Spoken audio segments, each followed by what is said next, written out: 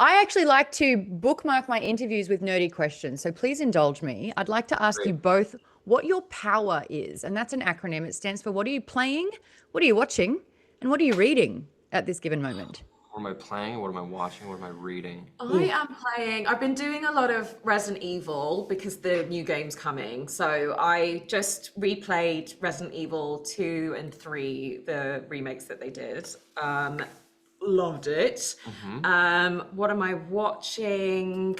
I've been watching the new Game of Thrones, the Knights something. That's not helpful, but that new Knights of one. the Seven Kingdom.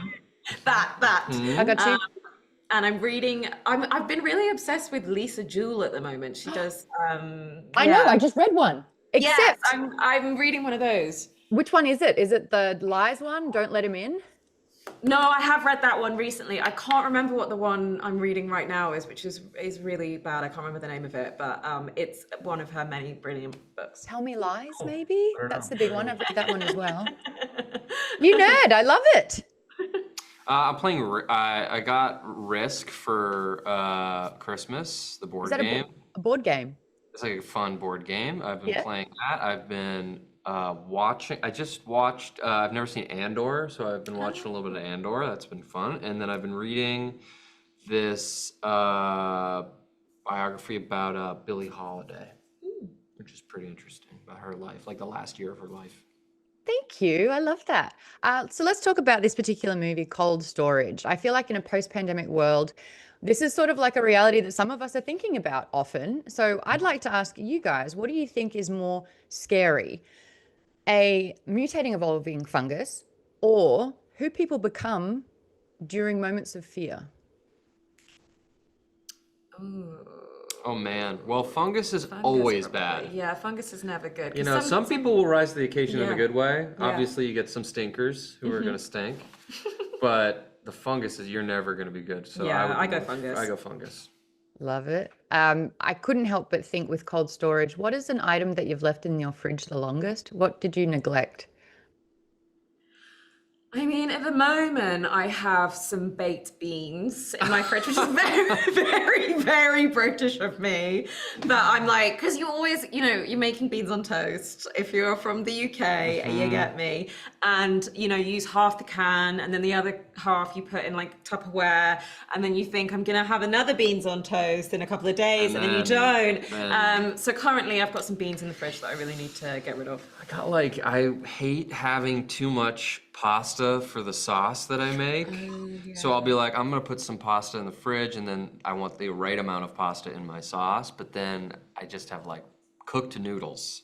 Yeah, not good. It's always hard to tell how much pasta I still I haven't agree. got that down where It's you know hard. exactly how it always ends up being Because too I much. don't want to underprepare. I don't want people to be like, course. any more? Don't want that. The sauce to pasta ratio is a real neglected thing in itself as It's well. so important. It is what I'm running on. It's my whole campaign. I would argue the chip to dip ratio is more important per bite, but that's a whole other conversation. That- You're starring in this movie with Liam Neeson. Can you please share your first Liam Neeson memory? Wow.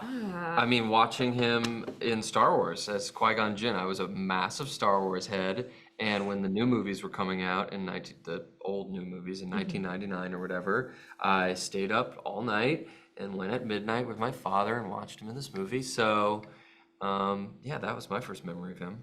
Yeah, I mean, mine would be really similar. It's hard to. He's everywhere, so it's like, how everywhere. can you Bring him out, condense Liam! it down to when was the first time? Obviously, I like Taken is just something that is so memorable and like is so iconic, and his speech, obviously, of course. I have to ask, because you're a Star Wars fan and I'm a massive nerd, I've got like 3 lightsabers just there. Do you think Qui-Gon Jinn should have died, or was it integral to Anakin's story that he didn't have a caretaker that truly saw him, but used someone like Obi-Wan Kenobi who used sort of morals as an overshooting compass, and that's why Anakin decided to always choose big emotions, and that's why he turned to the dark side? Interesting question. I mean, I think you could argue that, well, it's hard to know. I mean, it's impossible to tell, but I personally just would have wanted him not to die because I think it would have been amazing to see him in maybe like one more film. I think that would have been really fun to see. But I don't know. For all the reasons, I buy it. I buy the relationship between the two of them, and I feel like his death is almost more influential for Obi-Wan in a way. But I don't know. Yeah. Come on, bring him back. Put him in one more Star Wars movie. One more Star Wars. What was the most intense day on set shooting this film, and why? What was the most intense day?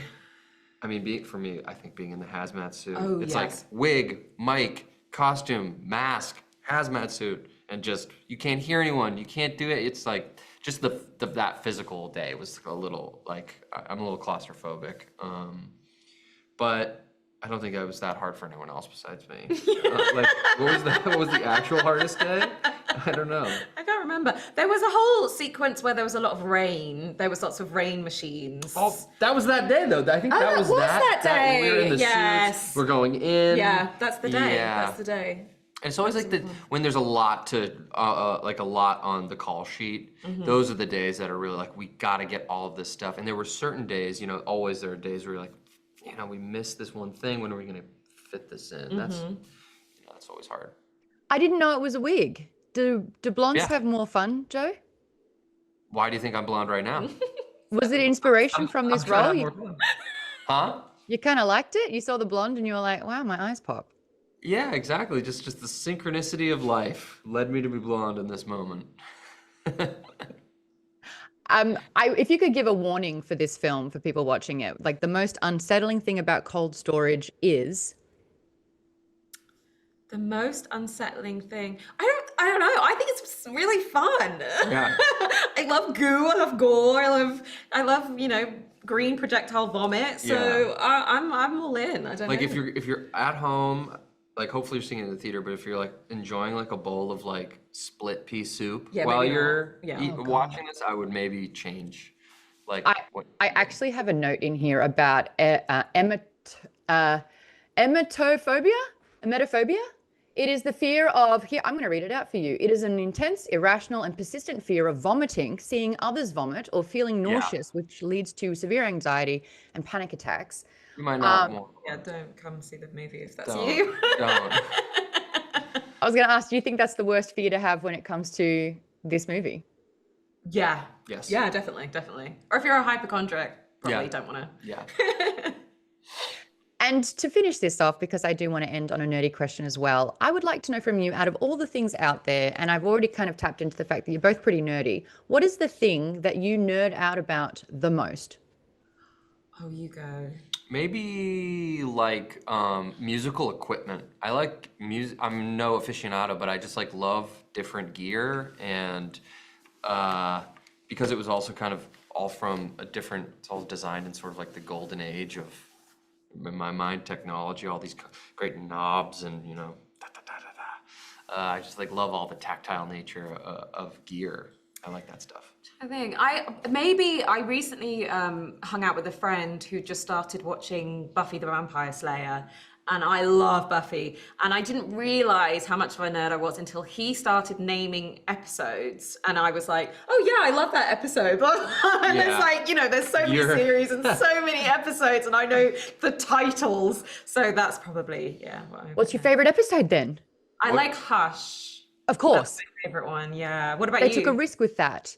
I have like arcs that I like the most. And I actually think that Oz, for that time, the werewolf, was one of the best male written characters of that time, because he was all about consent, permission, kindness. And there was something really powerful about a man who, instead of being Spike, who was just like breaking down all the doors because he just wanted things, that he took that beat and was like more compassionate. Anyway, shout out Seth Green. I've never seen Buffy. Oh my God, it's so good. What? So good. Never seen it. I do a rewatch every 4 years, mandatory. It's like clockwork. Wow. As soon as I've forgotten it, I watch it again. How many hours is Buffy? It's 7 seasons. What do you mean? I just mean how many seasons, how many hours There's is like the whole 7 of Buffy? seasons, and then there's 20-something episodes? Yeah, each season has 23 episodes. Got it. So 24, it's a lift. You gotta, yeah. Okay, got it. You gotta put some time in. Okay, perfect. I know what I'm Anyway, doing that's next my time. time. Thank you so Thank much you. for indulging me. Have a good day. Thank you. Bye.